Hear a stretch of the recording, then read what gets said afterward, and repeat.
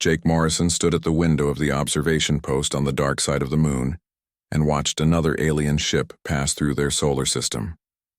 This one belonged to the Vrex, a powerful species that controlled 12 star systems and was always looking for more. The ship was huge and covered in weapons that could destroy a planet. Jake had seen hundreds of ships like this over the years. He had watched them come and go, always recording, always learning, never saying a word. For 300 years, humanity had been silent. When the aliens first discovered Earth, they sent messages and waited for answers. They got nothing. The humans never replied. They never asked to join the Galactic Council. They never built ships that anyone could see from space. To the rest of the galaxy, Earth looked like a primitive world full of people who either could not or would not talk to their neighbors among the stars. But Jake knew the truth. Humanity was not primitive. They were careful. They were patient. And they were learning everything about every species that passed through their system. Jake had been commander of this observation post for 12 years.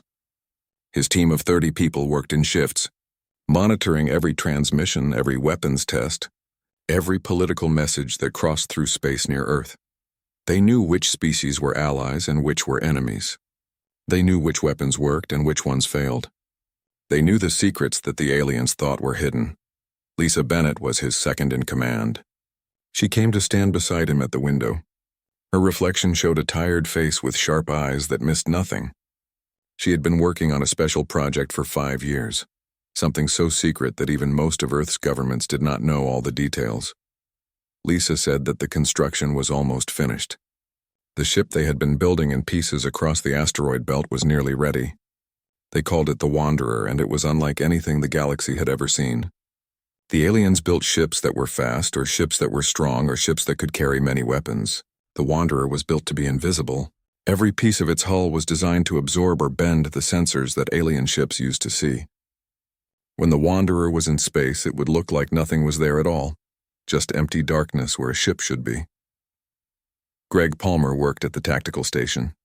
He was younger than Jake and Lisa, only 30 years old, but he had studied alien weapon systems since he was a teenager. Greg knew more about how the Vrex plasma cannons worked than most Vrex engineers. He knew the weak points in Kethrin shields. He knew which alien ships were dangerous and which ones just looked scary. Greg reported that the Vrex ship was leaving the solar system. It had scanned some asteroids and taken readings of the sun, but it had not come close to Earth. That was normal. Most alien ships treated Earth like a curiosity, something to note in their logs, but nothing important enough to investigate closely.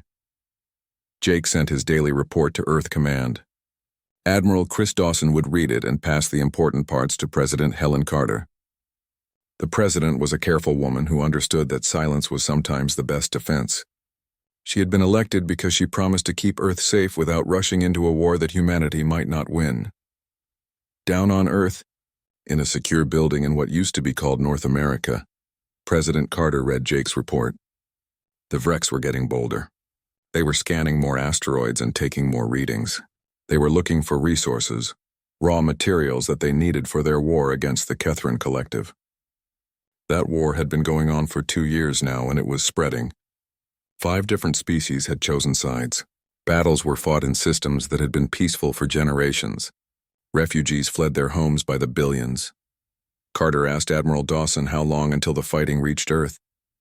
The Admiral said he did not know for certain, but his best guess was 2 years, maybe 3. The Vrex needed metals and rare elements.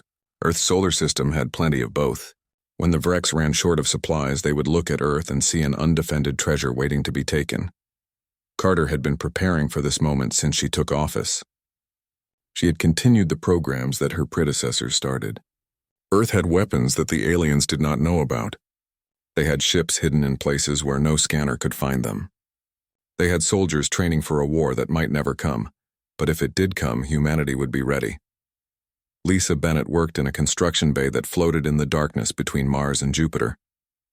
The bay itself was invisible, wrapped in the same sensor-blocking technology that covered the Wanderer. Inside, workers were attaching the final hull plates to the ship. It had taken 5 years to build because every piece had to be perfect. One mistake, one panel that reflected the wrong wavelength of light, and the whole ship would show up on alien sensors.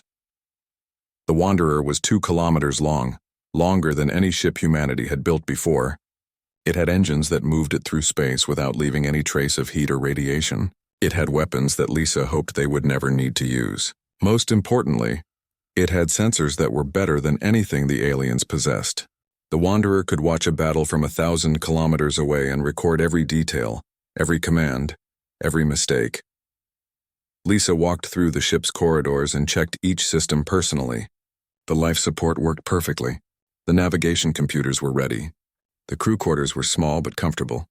50 people would live on this ship, maybe for years, watching the galaxy and waiting for the moment when humanity finally decided to speak. Greg Palmer was studying the latest intelligence from the war zones. The Catherine Collective was losing. Their ships were not as advanced as Vrex ships, but they had more of them. They were willing to sacrifice 10 ships to destroy 1 Vrex cruiser. It was a brutal strategy, but it was keeping them in the fight.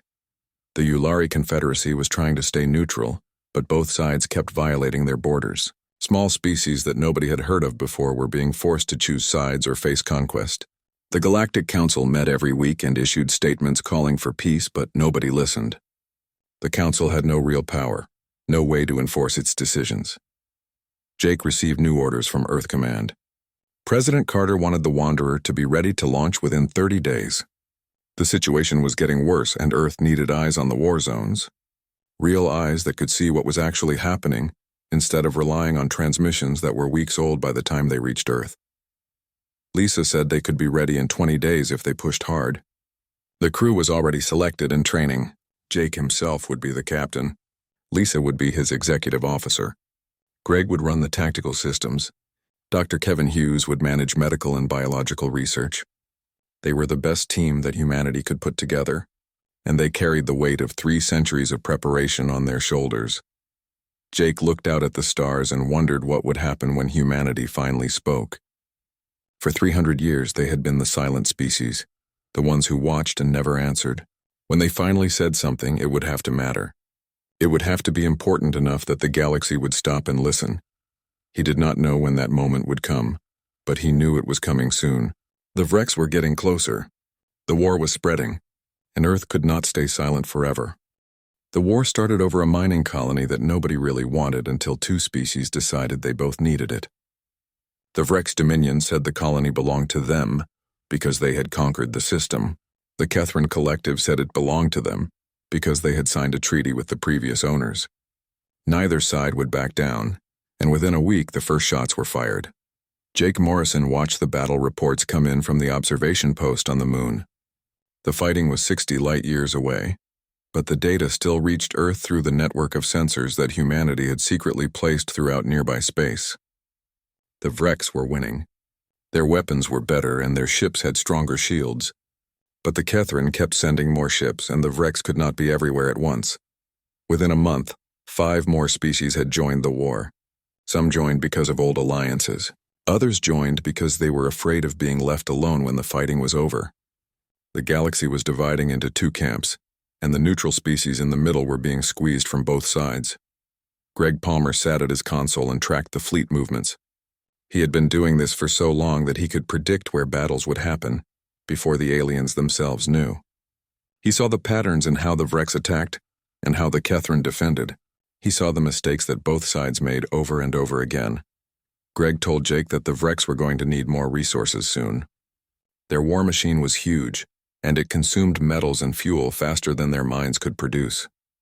They would start looking at neutral systems, places where they could take what they needed without fighting their main enemy. Earth's solar system had everything the Vrex needed, and it looked completely undefended. Jake sent an urgent report to Admiral Dawson.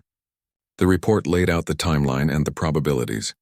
Within 6 months, Vrex scouts would enter the solar system. Within a year, they would want to establish mining operations.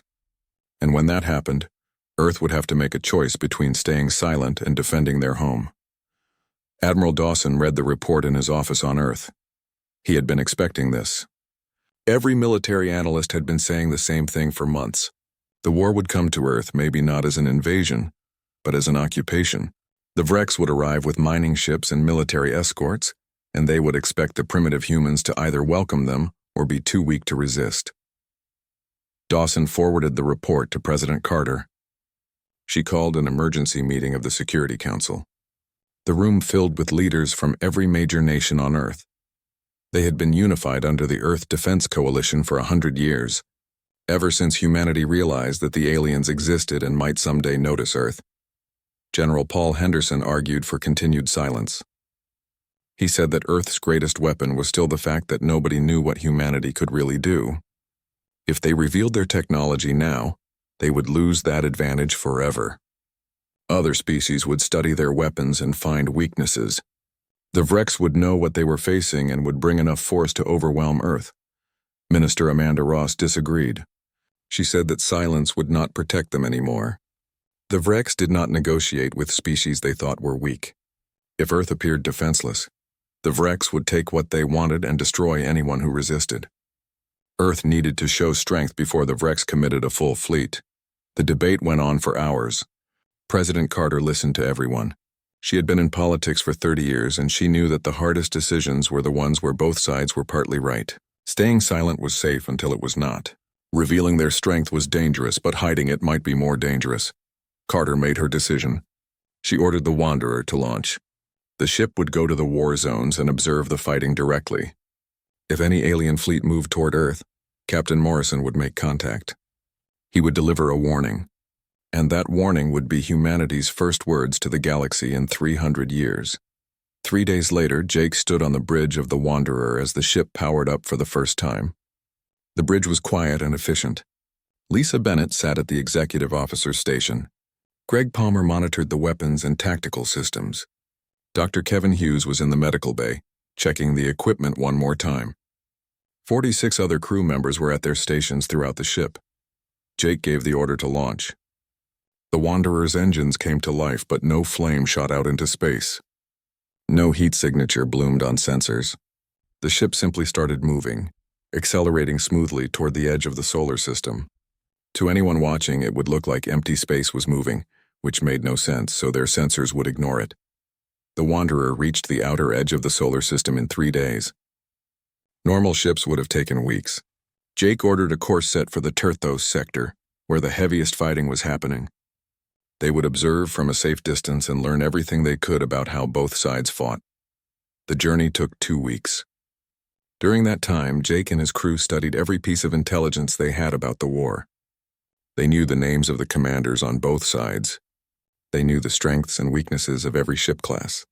They knew which species were reluctant allies and which ones were committed to fighting until the end.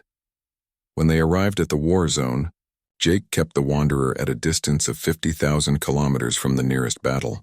They were close enough to see everything, but far enough that they could escape if something went wrong. The ship's sensors recorded every detail of the fighting. The Vrex plasma cannons that cut through Kethran shields. The Kethran swarm tactics that overwhelmed isolated Vrex ships. The civilian stations that were destroyed when they got in the way. Lisa watched the battles with a sick feeling in her stomach. This was why Earth had stayed silent. This was what happened when species decided that war was the answer to their problems. Billions of people were dying, and for what? Territory? Pride? Neither side even seemed to remember why they started fighting anymore. Greg analyzed the tactical data and realized something important. Both sides were making the same mistakes. They were so focused on fighting each other that they were not paying attention to their supply lines. The Vrex were running low on fuel. The Kethran were running out of replacement parts for their ships. The war was not sustainable, but neither side would admit it. Jake was writing his report to Earth Command when Greg suddenly called out. Vrex ships had been detected entering Earth's solar system. 4 cruisers moving toward the asteroid belt. They were conducting resource surveys, scanning for metals and rare elements. Jake felt his heart start beating faster. This was the moment they had been preparing for. He opened a secure channel to Admiral Dawson. When the Admiral's face appeared on the screen, Jake gave him the news. The Vrex were in Earth's home system, and they were looking for resources to fuel their war. President Carter joined the call. Her face was calm, but Jake could see the tension in her eyes. She asked Jake what he recommended. Jake told her that the Wanderer could deliver a message to the Vrex ships. They could make it clear that Earth was not undefended. If they did it right, the Vrex might decide to look elsewhere for easier targets. Carter was silent for 10 seconds. Then she gave the order. Jake was authorized to make contact with the Vrex. He should deliver a warning that would make them cautious without revealing everything that humanity could do.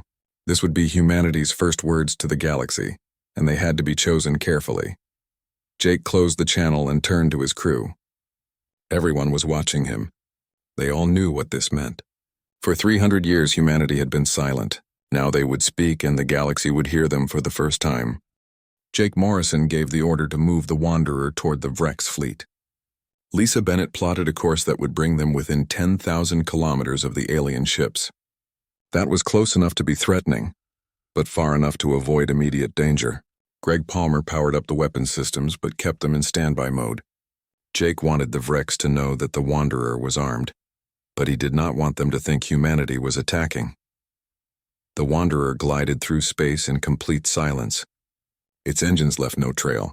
Its hull absorbed every sensor beam the Vrex ship sent out. To the aliens, space appeared completely empty. Their scanners showed nothing but asteroids and the distant sun. On the Virex flagship, Commander Vexthor was reviewing the resource survey data. The asteroid belt was rich with heavy metals and rare elements. This system could supply the Dominion's war effort for years. The fact that a primitive species lived on the third planet was not a concern. Primitive species either joined the Dominion willingly or were relocated to less valuable worlds. Vexthor was planning the mining operation when his sensor officer suddenly shouted an alarm. Every screen on the bridge went red. Proximity warnings screamed, and there on the main display a massive ship appeared from nowhere. The Wanderer had decloaked. One moment space was empty. The next moment, 2 kilometers of dark hull filled the view screens. The ship sat between the Vrex fleet and the inner solar system, close enough that Vexithor could see the weapon ports along its sides. Vexithor jumped from his command chair. He demanded to know where the ship had come from. His sensor officer had no answer. There had been no warning, no drive signature, no energy buildup.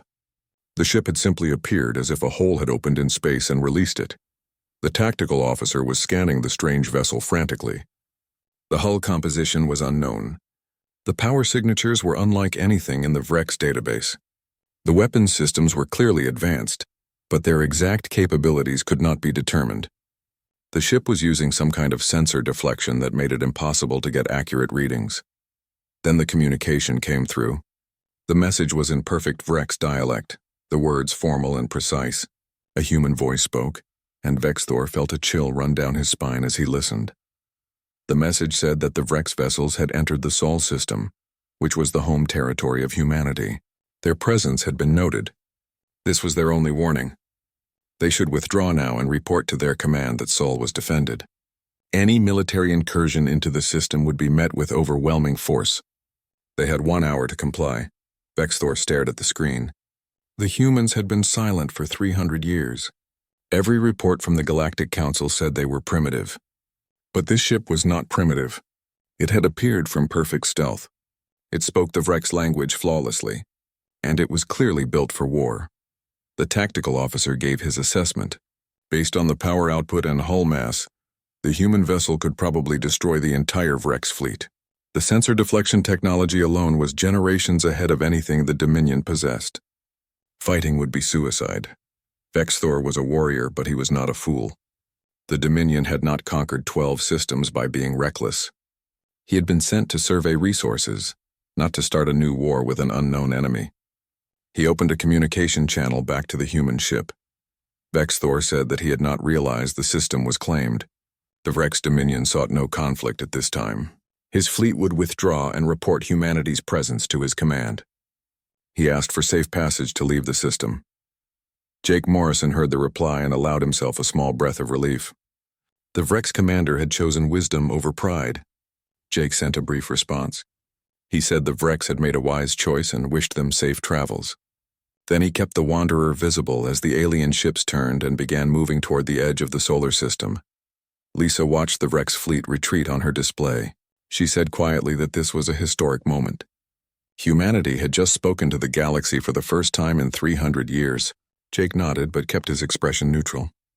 They had spoken once, and now they needed to see if the galaxy was listening.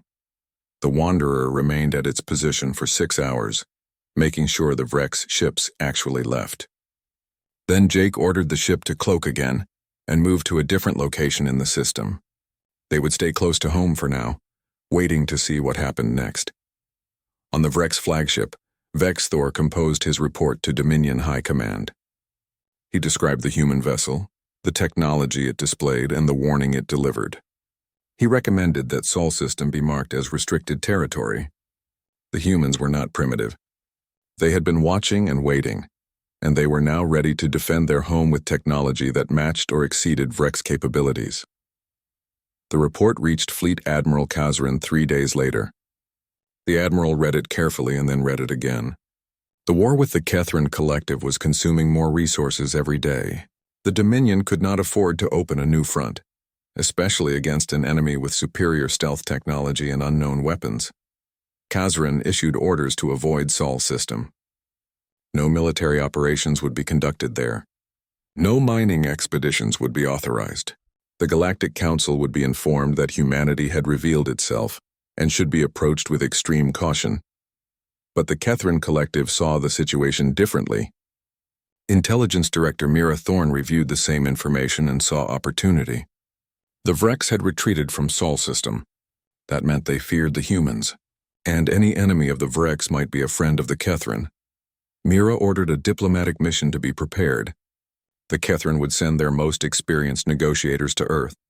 If humanity had stayed silent for 300 years and chose now to reveal themselves, they were worried about the war spreading to their territory. The Kethran could use that worry. They could offer protection and alliance. They could gain access to whatever technology made the human ship invisible to sensors. 1 week after the Vrex left Sol System, a Kethran diplomatic vessel entered. The ship broadcast peaceful intentions on every frequency. It carried no weapons and had minimal shields. It was clearly designed to show that the Kethran came in peace. Jake Morrison brought the Wanderer alongside the diplomatic vessel, this time staying visible as a show of openness. The communication from the Kethran came in heavily accented but understandable English. The Kethran had studied human broadcasts and learned the language. Ambassador Kelthas introduced himself and said he came seeking dialogue with Earth's government. The galaxy was at war, and the Kethran believed humanity could be valuable allies in the struggle against Vrex aggression. He requested permission to send a shuttle to Earth for formal negotiations. Jake forwarded the message to Admiral Dawson and President Carter. Within an hour, the Security Council was meeting again. This time, the decision was different. The Vrex had been warned away. Now the Kethran were offering friendship. Earth had to decide what kind of relationship it wanted with the galaxy. Secretary of State Brandon Wells argued that an alliance with the Kethran would provide protection and trade opportunities. Earth could finally join the galactic community with a powerful friend watching their back. But Secretary of Defense Nicole Gray disagreed. She said that taking sides in the war would make Earth a target for the Vrex. Neutrality was still the safest path. Admiral Dawson asked Jake for his opinion. Jake had been observing both sides for months.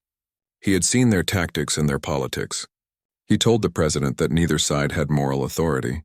The Vrex were aggressive conquerors, but the Kethran used civilians as shields. Both sides had committed terrible acts. If Earth took sides, they would inherit those acts and those enemies. President Carter made her decision quickly this time. Earth would thank the Kethran for their offer, but would remain neutral. Humanity would defend its territory but would not join the war. This policy would apply equally to both sides. Jake composed the message himself. He made it polite but firm. Earth appreciated the gesture, but humanity chose to stand alone. They would not be part of the conflict between the Vrex and the Kethran. He sent the message and waited for the reply. The galaxy began to talk about Earth. For 300 years, humanity had been a footnote in galactic affairs, a primitive species that might someday join the Council, but probably never would. Now suddenly everyone wanted to know more about the humans. How long had they been building ships like the Wanderer? What other technology did they possess? Why had they stayed silent for so long? Small species that had been forced to choose sides in the war started asking questions. If humanity could stand alone and enforce neutrality, maybe they could too. The Yulari Confederacy was the first to propose formal recognition of human neutrality at the Galactic Council.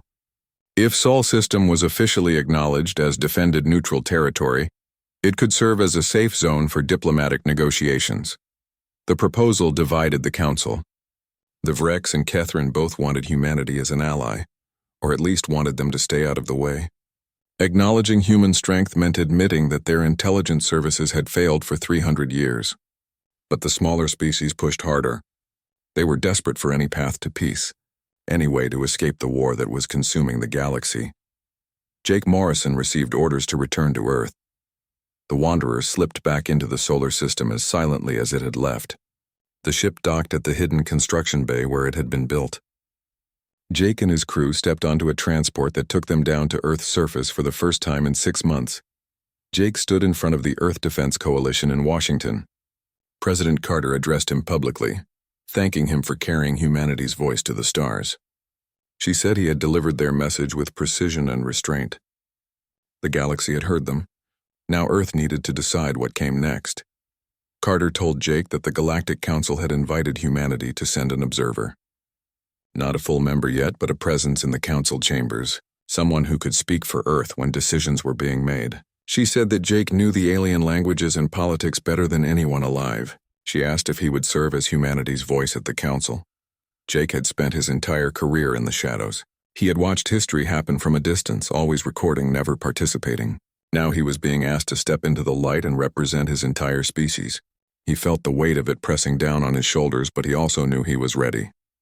Jake said he would serve Earth in whatever capacity was needed. The chamber erupted in applause. Within a week, Jake was on a transport heading to the Council Station, which orbited a neutral star halfway between Vrex and Catherine space. The Council chambers were massive, designed to hold representatives from 50 species. Most of the seats were filled when Jake entered for the first time. He wore the formal uniform of the Earth Defense Coalition, dark blue with silver insignia. He carried no weapons. Everyone in the room had read the reports about the ship that appeared from nowhere and sent the Vrex fleet running. Jake took his seat in the observer section. The current session was debating peace terms. The war had reached a stalemate. Both sides were exhausted.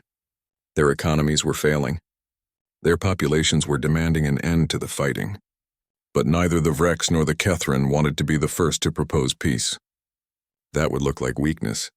Council Chairman Vexishaw was a Yulari diplomat with silver skin and 4 arms. He noticed Jake's presence and gestured toward him. The chairman asked if humanity, which had maintained neutrality throughout the conflict, could offer any perspective on how both sides might find peace. The room fell completely silent. Every representative turned to look at Jake. This was the first time he had been asked to speak directly to the council. Jake stood slowly, aware that his words would be analyzed by 50 different intelligence agencies. Jake said he spoke only as an observer, not as a mediator. But he would share what humanity had learned from 300 years of watching the galaxy. He had seen both sides commit acts of courage and acts of cruelty. He had seen brilliant tactics and terrible mistakes. What he had not seen was a clear vision of what victory actually meant. Jake said the Vrex sought dominance through strength. The Catherine sought security through unity. But neither side had defined what peace looked like. He asked if they were fighting for territory, for pride, or for genuine security. From where humanity stood, it looked like both sides were fighting because they had started fighting, and now neither knew how to stop. The silence that followed was profound. Vrex Admiral Kazran leaned forward and said that those were easy words from a species that had not fought in the war. Jake met his gaze calmly. He agreed. Humanity had not fought. They had chosen not to. That was their strength. They had watched, learned, and decided their own path instead of being swept into other people's conflicts. Catherine Ambassador Kelthus asked if Jake was suggesting they should have remained neutral as humanity did. Jake said no. He was suggesting they define what they were actually fighting for. Because from outside it looked like both sides had forgotten why they started and were now trapped in a war they could not escape.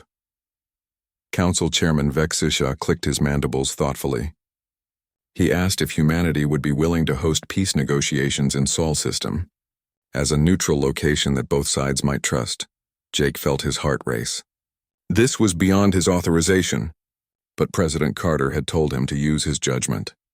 Jake said he would need to consult with his government, but he believed Earth would be honored to serve as neutral ground if both sides were genuinely interested in ending the war.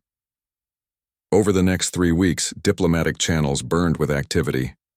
The Vrex demanded security guarantees. The Kethran wanted territorial assurances.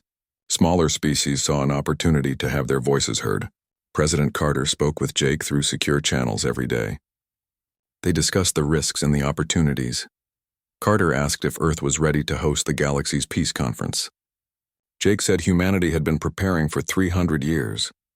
They had the facilities. They had the security. And they had something no other location could offer, which was absolute neutrality backed by demonstrated strength. Carter made the announcement. Earth would host peace negotiations in Switzerland. All species involved in the conflict were invited. The Wanderer and her sister ships, 6 other vessels that had been built in secret and were now revealed, would provide security. Any violation of the peace talks would be met with immediate response. 3 months later, diplomatic vessels from 30 species entered Sol system. The human fleet formed an honor guard that was also a clear warning. Together, the 7 ships represented power that no one had suspected humanity possessed. The message was clear. Peace talks would happen, and they would happen safely. The delegates landed at a facility built into the mountains of Switzerland. The building was new, constructed specifically for this conference. It had chambers designed for every species' environmental needs. Commander Lisa Bennett oversaw security with sensor nets covering the entire region. The negotiations lasted 4 months. Jake served as a neutral observer. He never took sides. He only offered perspective when both sides asked for it. He watched as old enemies found common ground, pushed together by the knowledge that humanity was watching and would ensure fair dealing. The breakthrough came from unexpected people. A young Vrex diplomat named Kethran and a Kethran negotiator named Telvaris had both lost family in the same battle. Their shared grief became the foundation for real dialogue. They talked about the waste of war, the cost in lives and resources. Other diplomats listened and began to see each other as people instead of enemies. The Treaty of Sol established new borders and trade agreements. It created mutual defense pacts and reformed the Galactic Council with new rules. Neither side got everything they wanted, but both sides got enough to claim victory.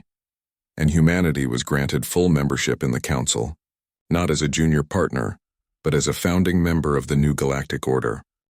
The day the Treaty of Sol was signed, President Helen Carter stood with Jake Morrison on the observation deck of the Swiss facility.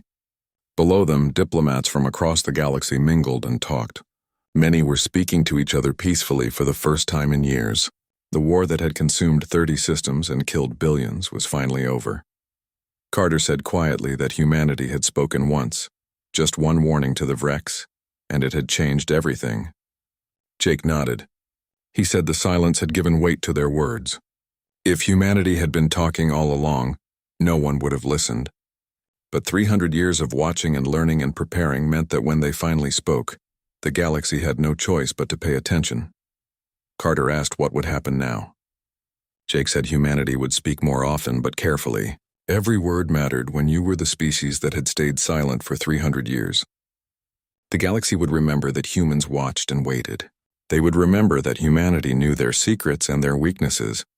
That memory would shape every future interaction. Admiral Chris Dawson joined them with news. The Galactic Council wanted to establish a permanent peacekeeping force. They were asking if the Wanderer and her sister ships would serve as the core of that fleet. The Council believed that human neutrality and human technology made them the ideal peacekeepers. Jake considered the offer. The ships that had been built to defend Earth in secret would now patrol the galaxy, ensuring the peace they had helped create. It felt right. Carter agreed. She told Dawson to accept the offer, but to make it clear that humanity served the peace, not any faction. They would remain neutral arbiters, not alliance members. 6 months later, Jake commanded not just the Wanderer, but an entire fleet of human vessels. Each ship had been built in secret and revealed only when needed. They patrolled trade routes between former enemies. They investigated disputes before they could turn into battles. They ensured that the Treaty of Sol was honored by all sides. The work was difficult. Old hatreds did not disappear just because a treaty was signed. Vrex commanders still distrusted Kethran merchants. Kethran colonies still feared Vrex military exercises. But now there was a neutral force that both sides respected, a force that could intervene before small conflicts became wars. Jake learned that being a peacekeeper was harder than being a warrior. Warriors only needed to win battles. Peacekeepers needed to prevent battles from happening in the first place. That required patience and diplomacy, and the willingness to listen to all sides even when they were clearly wrong. Lisa Bennett commanded one of the sister ships, the Observer. She patrolled the border between Vrex and Kethrin space, the place where tensions were highest.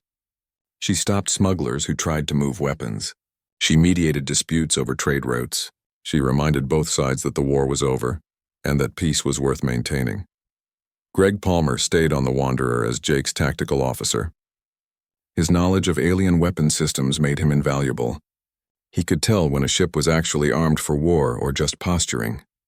He could spot military buildups before they became threats. His reports helped the Council address problems before they exploded into violence. Other species began to study Earth more carefully. They sent diplomatic missions and trade delegations. They asked to visit human cities and see human technology. What they found surprised them. Earth had not just built weapons in secret. They had built a civilization that balanced technology with nature, progress with sustainability, strength with restraint. The Vrex Empire began adopting human negotiation techniques. Their diplomats learned to listen before demanding. The Kethrin Collective reformed its military structure based on human strategic principles, focusing on defense rather than aggression. Even small species looked to Earth as an example of how to remain independent in a crowded galaxy. President Carter welcomed these changes, but never forgot the lesson of the silent years. She kept the construction bays running in the asteroid belt. New ships were being built, incorporating lessons learned from the war. Earth was now part of the galactic community, but they would never be dependent on it. They would always maintain the ability to stand alone. Jake was offered a permanent position as humanity's representative to the Galactic Council. He accepted, knowing that someone needed to be the voice of Earth in the chambers where decisions were made. He moved into quarters on the Council station and began the work of building relationships with 50 different species. It was strange after so many years of watching from a distance. Now he sat in meetings and debated policies and voted on resolutions. He was no longer an observer. He was a participant, but he never forgot where he came from. He never forgot the 300 years that humanity spent learning to understand the galaxy before joining it. 10 years after the Treaty of Sol, Jake Morrison retired from active service. He had served Earth for 40 years, first as an observer on the Moon, then as captain of the Wanderer, then as humanity's representative to the Council. He had earned his rest.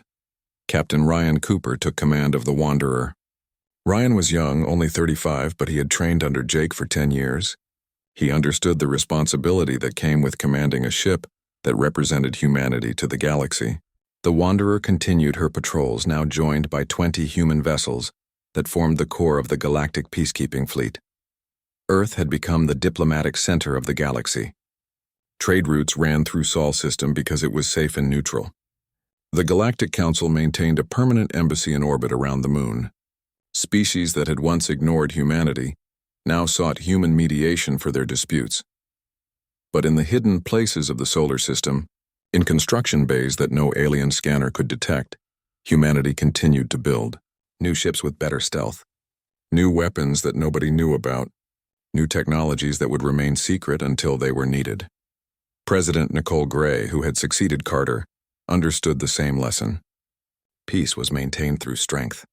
Strength came from preparation, and preparation required patience and secrecy. She stood in the observation post on the Moon, the same place where Jake Morrison had watched alien ships pass by for so many years. Admiral Julia Martin stood beside her. Julia had been a young lieutenant when the Wanderer first launched. Now she commanded Earth's entire defense fleet. She asked if they would ever need to speak as loudly as they had when the Wanderer first appeared and sent the Vrex running. Gray smiled. She said she hoped not. But if they did, the galaxy would remember. They would remember that humanity watched and waited for 300 years. They would remember that when humans finally spoke, empires listened. They would remember that silence was not weakness but a choice, and that the strongest species was the one that knew when to speak and when to stay quiet. Outside the window, Earth turned peacefully in space. Ships from 50 species orbited the planet, trading and talking and living in the peace that humanity had helped forge. The galaxy had learned its lesson.